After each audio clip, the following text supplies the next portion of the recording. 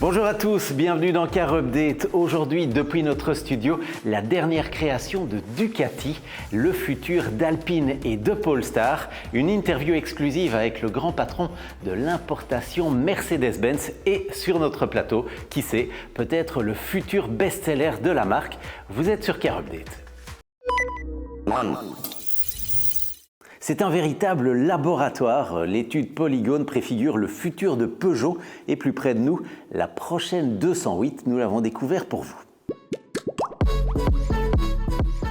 Alors la voilà, la Peugeot Polygone. Un nom, une intention, un style, une ligne, matérialisée par un concept de moins de 4 mètres qui préfigure une nouvelle technologie essentielle pour Peugeot, le futur du high cockpit.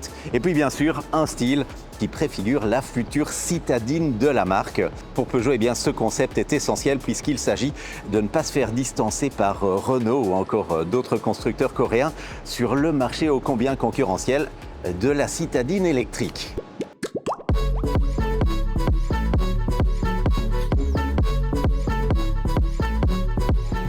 Alors à bord, c'est une grosse rupture avec ce volant rectangulaire et non plus rond, l'Hypersquare, un volant relié aux roues via une direction steer-by-wire, c'est-à-dire dépourvu d'éléments mécaniques, plus aucune liaison matérielle entre vos mains et les roues. C'est complètement déroutant. Ce qui est fou, c'est la démultiplication. La direction est super directe avec 170 degrés seulement de butée en butée, soit moins d'un tour de volant contre 3 pour une citadine conventionnelle. Alors ce concept est tout sauf un rêve, un délire d'ingénieur. C'est une promesse datée puisqu'elle préfigure un modèle qui sera présenté au prochain mondial de l'automobile. Ce sera en fin septembre, début octobre. Ce sera la future Peugeot 208. Et ce modèle, eh bien, il arrivera sur nos routes en 2027. 4, c'est le nombre de modèles que Polestar compte lancer dans les 3 prochaines années.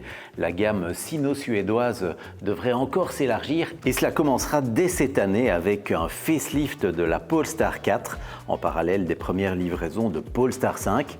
En 2027, le constructeur annonce une nouvelle version de la Polestar 2 et en 2028, un modèle inédit, la Polestar 7. 3. Après avoir interdit les poignées de porte affleurantes, la Chine s'attaque à d'autres fonctions. Les volants dits yoke, semblables à ceux qu'on retrouve dans l'aéronautique, sont désormais dans le collimateur des autorités chinoises. La Chine voudrait ainsi rendre obligatoire les volants pleins, circulaires donc, présents sur la plupart des véhicules et interdire les volants coupés que l'on retrouve notamment chez Tesla ou encore chez Lexus, et ce pour des raisons de sécurité et d'ergonomie.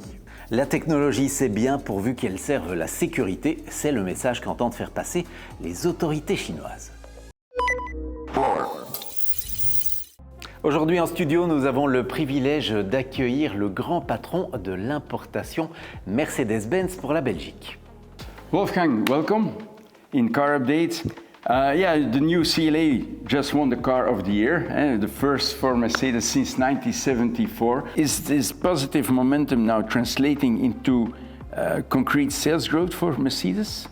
Luckily, yes. Yeah, we see a good impact of the Brussels Motor Show also towards our orders, and for me it was so fascinating and nice to see that people love cars. Yeah, that's typical for Belgium. We love cars, and they told me you sold one Pure Speed during the Brussels Motor Show. Yeah. Yes, only by the moment that someone was attracted by seeing the car, and so the deal was made still on the show. For over a century, Mercedes-Benz has embodied automotive innovation. Does its current position in electric vehicle sales challenge this pioneer image? Our grounding fathers have started everything which is automotive 140 years ago. So this is also in the, let's say it, in the DNA of Mercedes to always be on top and deliver on top. be it a gasoline engine or a hybrid or the newest V8 or the electric drivetrain. This is not only a fashion to follow, this is a topic to lead. C'est l'un des SUV premium les plus vendus au monde. Aujourd'hui sur notre plateau, le nouveau Mercedes-Benz GLC électrique. Il remplace le EQC, un modèle qui n'a jamais vraiment réussi à percer sur notre marché. Il inaugure notamment une toute nouvelle plateforme dédiée aux futures Mercedes électriques les plus encombrantes. Il embarque aussi une architecture électrique sous 800 volts, indispensable pour affronter les Audi Q6, BMW iX3 et Volvo EX60 notamment. Techniquement, ce GLC à technologie EQ adopte une batterie de 94 kWh utile. Selon la configuration, l'autonomie s'approche des 700 km WLTP. Le GLC 400 4MATIC, le seul disponible pour l'heure, développe 489 chevaux, 800 Nm et autorise des recharges rapides avec des pics de puissance à 330 kW. À bord, la technologie règne en maître avec, face aux occupants, le fameux Hyperscreen composé de 3 écrans pour un total de 39 pouces. Le système MBUX de dernière génération propose commandes vocales évoluées, navigation connectée avec planification d'itinéraires intégrant les recharges, mise à jour à distance et compatibilité Apple CarPlay et Android Auto sans fil. Côté habitabilité, le coffre revendique une contenance de 570 litres extensible à 1740 litres, auquel il faut encore ajouter ce grand frunk de 128 litres à l'avant. Et pour les prix, eh bien, on démarre à 72 500 €. Learn them young, vous connaissez peut-être l'expression. L'ancien champion du monde de F1, Kimi Raikkonen, alias Iceman, l'applique d'ailleurs à la lettre puisqu'il vient d'installer son grand garçon de 11 ans dans une voiture de rallye. Robin, c'est son nom, a ainsi pu effectuer quelques essais hivernaux sur la glace, de quoi accélérer la formation du jeune Finlandais qui s'est déjà fait un prénom en karting. Préférera-t-il le rallye à la F1 cher à son papa? L'avenir nous le dira.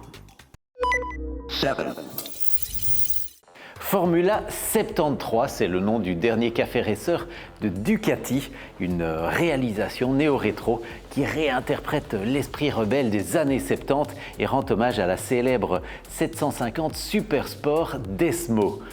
Sous sa robe argentée agrémentée de liseré bleu, la Ducati Formula 73 dissimule à peine un bicylindre de 803 cm3 pour 73 chevaux.